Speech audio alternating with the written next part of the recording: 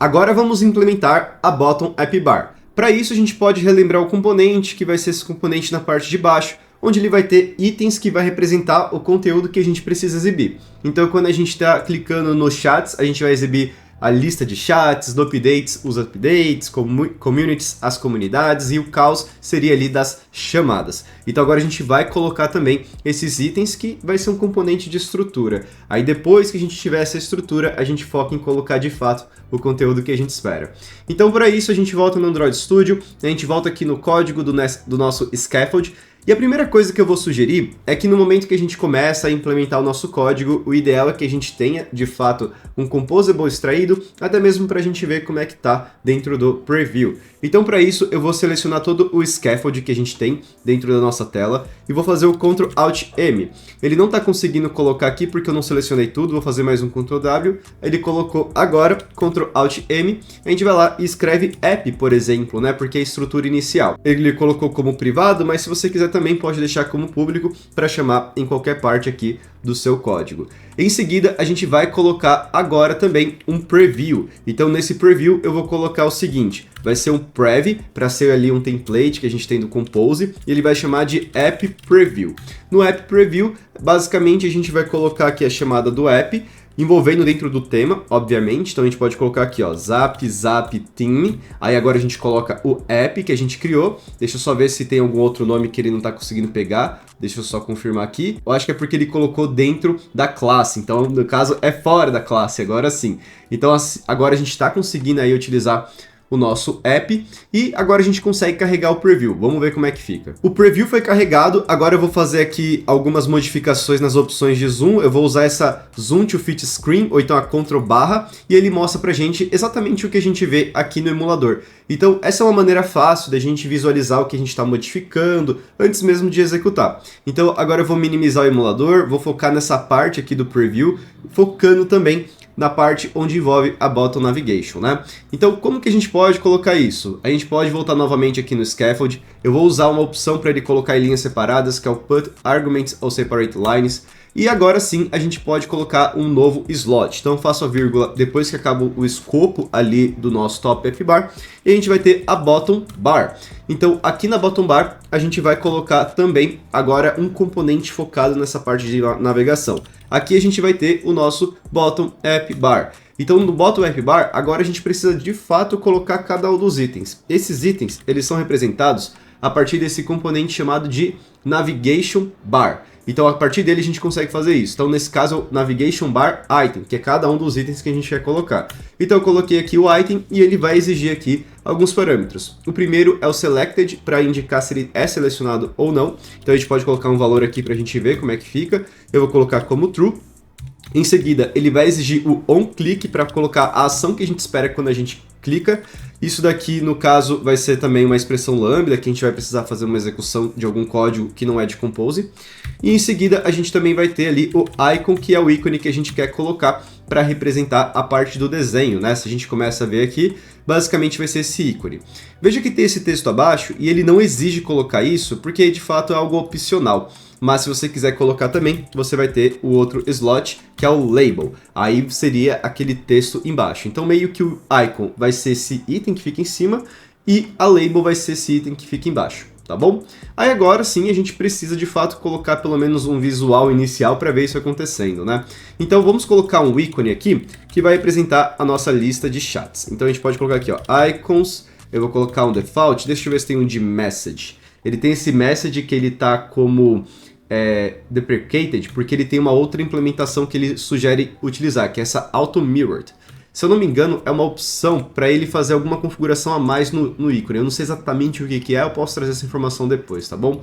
Mas agora sim a gente tem o ícone, é só colocar ali o Content Description, como eu comentei, não vamos focar nessa parte agora, porque a gente está focando muito na implementação. E em seguida a gente também vai ter a label, que eu vou colocar aqui como Chats. Então vamos deixar aqui os chats, beleza? Assim como a gente vê aqui nessa estrutura. E olha só como é que ele vai ficar. Ele já colocou o ícone, agora ele está carregando, ele conseguiu colocar essa opção. Aí o que a gente precisa fazer agora é uma estrutura onde a gente vai colocar os 4 itens, certo? Então para isso, como que a gente pode fazer? Basicamente a gente precisa criar uma lista onde vai ter a informação que vai ser o ícone e também a informação que vai ser aí a label. E a outra informação que a gente também vai precisar se preocupar depois é qual desses itens é selecionado, até mesmo para tudo não ficar como true. Então vamos fazer por partes para ver como é que funciona. Para criar essa lista, você não precisa colocar necessariamente dentro ali daquele código, você pode fazer fora, pode ser até acima do scaffold, por exemplo, e aqui a gente pode colocar como items inicialmente, se você não tiver um nome que você queira colocar a princípio. Aqui você vai precisar utilizar a API do Remember para que ele não execute novamente cada vez que ele fazer uma recomposição. Você vai precisar criar uma lista de alguma coisa que tenha assim essas representações que a gente está fazendo aqui. Geralmente a gente cria uma classe para fazer essa representação, porque se a gente precisar de mais alguma informação, a gente consegue colocar na estrutura da classe. Então geralmente o que a gente faz é o seguinte, a gente pode colocar uma classe, que ela vai ser chamada de navItem, por exemplo. E nessa navItem a gente vai colocar as informações que a gente espera, como por exemplo o ícone, então vai ser aqui ó, val icon, a gente espera que seja um icon. A gente vai colocar também aqui o nosso val label, que a gente espera que seja um texto, tudo bem, que vai ser de string, e por aí vai. Então tudo que você precisar colocar dentro aqui desse carinha, você vai colocar para representar cada um desses itens. Aí dentro dele, a gente vai fazer uma lista desses navItems. Então, por exemplo, eu quero colocar um navItem que ele vai ter, por exemplo, o ícone, que vai ser ali o de chat, né, que a gente pegou. Vamos até pegar o mesmo valor para não errar. Então, pegando aqui mais embaixo, a gente vai ter aqui, ó, icons, auto mirror the field message. A gente pode colocar exatamente esse cara. Eu acho que eu coloquei aqui mais um carinha aqui, o Ctrl B, e ele não foi. Deixa eu só ver o tipo que é esse carinha aqui. Ele colocou como image vector. Então, ao invés de ser icon, a gente coloca como image vector. E aí você vai colocar exatamente a estrutura que você precisa. Em seguida você vai ter a label, e aí na label você coloca o chats. E agora sim você pode fazer para os demais itens. Então, por exemplo, vamos pegar aqui, ó, como que tá aqui, é o updates, o próximo. Então, o updates a gente vai colocar assim, ó, navItem, icon, a gente vai colocar icons, aí eu vou colocar o default, e nesse cara aqui, eu não sei se eu vou ter exatamente desse jeito, tá bom? Que é do updates. Então, eu vou colocar, vou tentar achar um círculo, só pra gente representar isso daqui, ó, updates, vou deixar com esse sininho, tá bom? Então eu coloquei aqui o sininho. Aí em seguida a gente coloca label, que vai ser aqui o updates. Updates. Aí se você também quiser colocar em português, não tem nenhum problema não, tá bom? Eu tô só pegando como está exatamente ali no layout. O outro vai ser o communities, né? Então aqui a gente vai ter o navItem, que vai ser o icon. Aí em seguida a gente vai ter aqui, ó, icons.default. Aqui, se eu não me engano, o people, que é de pessoa, já pode representar, né? Então vou colocar aqui, ó, people. Aí também eu vou colocar a label para que seja o communities. É com 2 M's? Vamos ver ali, né? A gente vai aprender agora. Eu acho que é. Beleza. E por fim a gente vai ter o outro cara, que vai ser o navItem, icon. E aqui a gente vai colocar o icons. Deixa eu só colocar um scrollzinho, beleza? Default. E aqui a gente vai deixar o call, né? Então vamos ver aqui, call, label, calls. Então temos aqui os nossos itens. Então, dado que agora a gente tem esses itens, a gente pode sim fazer algumas manipulações. Por exemplo, ao invés de só mostrar um navigation bar item, a gente vai pegar dados itens, um for each, e dentro do for each a gente vai ter cada navItem. Então, navItem. Aí dentro dele a gente vai criar cada um desses itens. É basicamente isso. Óbvio, agora que a gente tem o navItem, ao invés de utilizar, por exemplo, aqui o nosso ícone fixado, a gente vai pegar o navItem e vamos colocar aqui o ícone. Da mesma forma, ao invés de usar o nosso label fixado, a gente vai fazer um navItem.label.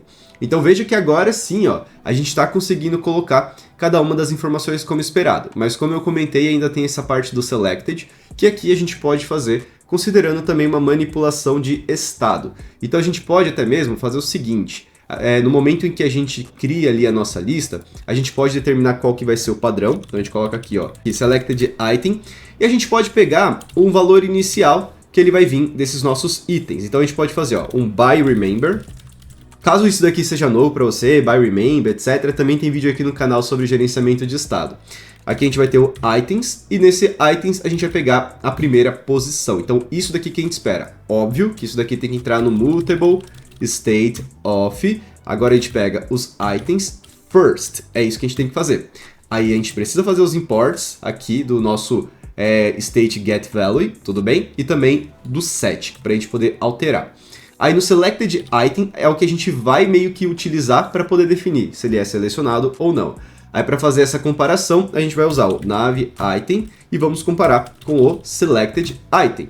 Para fazer essa comparação, dados esses valores, a gente vai precisar trabalhar com o Data Class, porque ele vai pegar os valores que a gente tem como property para poder comparar se são mesmo eles.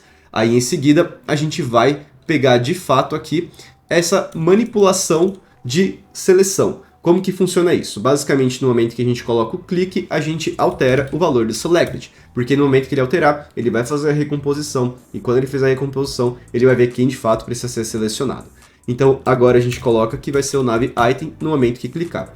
Então, só para recapitular, para cada item, a gente está criando um Navigation Bar Item, a gente está falando qual que vai ser selecionado, dado que ele for igual ao Selected Item, que é o estado que a gente definiu lá em cima, inicialmente com o primeiro valor, e cada vez que ele tiver um clique, ele vai alterar esse nosso Selected Item com um novo Nav Item. Aí quando ele alterar, ele faz a recomposição, vem para esse código de novo, e quem foi selecionado, ele vai marcar como selecionado, e os demais não serão. Aí em seguida, a gente vai ter o ícone, que vem do Nav Item, e também a label, que vem do Nav Item. Vamos ver como é que isso fica aí na execução. Olha só que legal, o nosso aplicativo rodou e temos ali a nossa Bottom Navigation Bar. Se a gente começa a fazer os cliques, olha que legal, ele começa a fazer aí essas ações de modificação do item. Então, agora sim a gente conseguiu fazer essa implementação de estrutura, a gente já tem sim ali alguns comportamentos, e o próximo passo vai ser colocar as próximas telas e também fazer esse comportamento de modificar a tela conforme a gente vai modificando ali os cliques.